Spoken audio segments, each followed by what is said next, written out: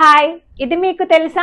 భోజనం తర్వాత 1 అవర్ లోపు గనక మనము ఎంటర్టైన్మెంట్ ప్రోగ్రామ్స్ చూస్తూ ఫ్రెండ్స్ తో జోక్స్ వేసుకుంటూ కడుపారా నవ్వుకుంటే మన రక్తంలో ఉండే చక్కెర స్థాయిలు అదుపులో ఉండి మధుమేహం రావడానికి ఛాన్సెస్ చాలా చాలా తక్కువగా ఉంటాయి.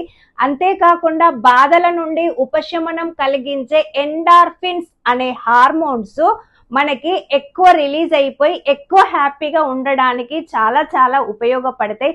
అంతేకాకుండా మనం అప్పుడు బాగా నవ్వుతాం కదా, కడుపుబ్బ నవ్వినప్పుడు ఏంటంటే నోటి ద్వారా శ్వాస తీసుకున్నప్పుడు ఆటోమేటిక్గా ఆక్సిజన్ లెవెల్స్ అనేటివి ఎక్కువగా మన బ్రెయిన్కి అందుతాయి. మరి ఇన్ని ఉపయోగాలు ఉన్నాయి కదా, భోజనం తర్వాత సెల్లు పట్టుకొని ఊరికనే కూర్చోకుండా హ్యాపీగా ఒక 1 అవర్ లోపు గనక మీరు నవ్వుకుంటూ ఉంటే మీకు ఇన్ని ఆరోగ్యంకి సంబంధించిన బెనిఫిట్స్ ఉంటాయని మీకు అర్థమైంది కదా.